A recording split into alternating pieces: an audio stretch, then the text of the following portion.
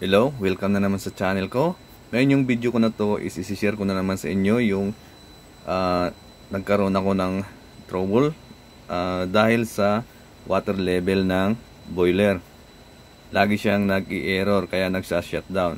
Din ito, kung makikita ninyo dito, is nasa normal water level naman. Ayan, makikita ninyo sa taas ng pinakalinya ng normal level yung tubig. Din ito naman, isi-share ko na rin sa inyo. Isa rin siyang water level sensor or float switch. Ayan, may limit switch sa taas. Nagka-trouble na rin ako nyan. Then binuksan ko lang, bali na sira lang yung washer. Kaya nalalaglag yung float nya. Yun lang, baka sakaling may encounter nyo yan, madali lang i-troubleshoot yan. Buksan nyo lang, then i-dismantle natin. Ito naman yung pressure transmitter nya. Ayan. Yun siya yung nagpapasa dito. Ayan, mapapansin ninyo. Gumagana din. Kung mag-error yun, is magsa-shutdown siya. Yung pressure transmitter na yun. Okay? Ayan. Yan ang problema na na-encounter ko. Baka sakaling ma-encounter nyo rin. Then, minsan yung kumpare ko is nagtanong sa akin, nagkaroon siya ng trouble na ganito. Baka sakaling katulad din ito yung sa ibang boiler na ma-encounter ninyo, makuha nyo yung ideya. Yan. Shutdown siya. Then, maraming error yung lalabas sa kanya. Siyempre, magkakaroon ng mga flame failure. Ang diferensya dito sa kanya is mayroong mga nag-high level failure din. Bari nag-error na. Ayan, low level, low water level. I mean, yan. Makikita nyo. Sari-sari nang mag-error siya kasi malfunction siya dahil lang doon sa water level error. Okay, yung ngayon yung dahilan nun is hindi yung pressure transmitter. Yan. Dinismantle ko na yon. Ayan, kung mapapansin niyo, pag error niya is babalik siya sa normal, pero negative pa rin yung level niya, kaya error pa rin. Dapat is wala yung negative na yan, wala yung minus na yan, nasa normal dapat. Ayan. Then ang ginawa ko dyan is nilinisan ko muna yung pressure transmitter. Marami din naman dumi, pero hindi pala yan yung problema. Baka sakaling yan yung palitan ninyo, mag-aaksaya lang kayo, may program pa yan. Din ito yung nakita na yung problema. Kailangan lang ninyo ng manual. Ayan, bali i-flashing lang yung bulb na yan, din yung number 9 na yan, sundan natin yung number. Yun lang yung nilinisan namin. Ayan yung pressure transmitter, yung may DPT. Then may mga valve siya, may drain valve 6 and 8. Ayan, din yun ang water level nya. Doon naman yung boiler stem, doon ang nagkaka-problema. Lalong-lalo na kung dry da kayo, I mean. Ayan lang, sundan lang yan. Kung maglinis, i-close yung number 1, open cap number 9. Yan, sundan lang. Then, linisan na yung copper pipe ng hangin. Yung sa water side naman, close yung number 2. Then, 3 close and 6 open. Tapos, linisan na naman ng hangin yung copper. Yan. Para maibugad yan sa 6 and 8 na drain. Then, magkakalibrate. Yung sa steam side naman, sa taas, i-close yung 1, open yung 4, 7 close, 8 close, 9 open. Then, lagyan doon ng tubig sa condensate reservoir. Yung number 9 na yon, condensate reservoir yon. Then, bugahan ng hangin yung reservoir. Ayan, yung number 9 na yan, kung makita ninyo, para ibubugan niya yung dumi pababa. Yan, tinuturo ko yan. Yan yung reservoir. Yung condensate reservoir. Then, close yung 9. Sa water side naman, 7 close, 3 open, 6 close, 2 open. Then, ibebent ng air. Bubugahan nyo ng hangin. Kung saan yung available na open dyan, Then, yung A, doon kayo pala magbubukas sa A. Mayroon siya. Then, A close. Then, to open. Pagkatapos nyong gawin yan, huwag nyong aasahan na gagana agad. Huwag nyo munang i-start. Wait muna kayo ng mga half day or 1 day bago siya magbabalik sa normal yung transmitter natin. Baka sakaling kung linisan nyo na, akala nyo gagana na agad, error pa rin. Hindi po, antayin nyo muna yan mga half day or 1 day.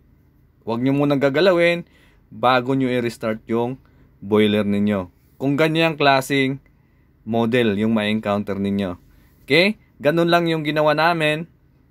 Dahil walang problema yung level indicator walang problema, yung sensor walang problema. Yun lang ginawa namin. Sinundan namin yung manual niya, then calibrate yung water line na yan, yung mga linya, yung mga copper pipe na yan. Okay? Ayan, inulit-ulit ko. Para makita ninyo ulit kung ano yung procedure dyan. Yan, makikita nyo naman. Yan yung number 3. Doon sa gilid ng DPT. Yan yung 8. 6 open, yan. Yung sa water level yan, water side. Yan. Diyan magdi-drain yung tubig. Yung sa steam side naman, i-close yung 1. Yan yung 1 sa taas. Then 4 open. Ayan, yung sa gilid ng DPT. Yan. Sa gitna yung 7. Isarado yon para wag pumasok doon sa transmitter. Then open yung 8. Then yung 9, lagyan ng tubig doon. Yan, makikita niyo. Diyan lagyan ng tubig. Then bugahan, lagyan nyo ng hangin yung B. Buksan yan, yung B. Yung B niyan is yung nasa taas ng DPT. Ito sa baba, yan. A and B. Din sa water side na naman, sara yung 7, open yung 3. Yan. Then close yung 6. To open. Yan. Then open ng A.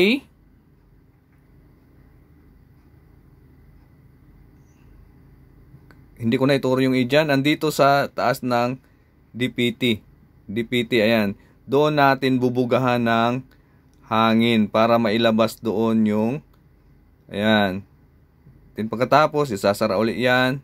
Yung A. Sara yung 2.